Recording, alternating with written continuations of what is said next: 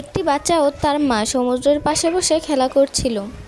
তখন একটি জলপরীকে সমুদ্রের পাশে অসুস্থ অবস্থায় পড়ে থাকতে দেখে। বাচ্চাটি ও তার মা জলপরীকে তাদের বাসায় নিয়ে যায় এবং খাবার খাওয়ায়।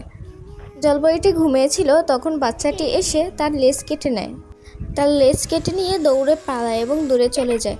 তখন জলপরীটি অনেক কান্না করতে থাকে এবং রাগ করতে থাকে। বাচ্চাটি জলপরীর লেজকে সোনালি কালার করে দেয় এবং অনেকগুলো পুঁতি লাগিয়ে সুন্দর করে দেয়।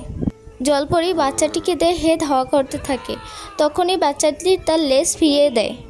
জলপরী তার সুন্দর লেজ দেখে অনেক খুশি হয়ে যায় এবং নাচতে থাকে। তারপর সমুদ্রে ফিরে যায়। সমুদ্রের তলদেশে গিয়ে অনেকগুলো ধন সম্পদ নিয়ে আসে এবং বাচ্চাটিকে দেয়।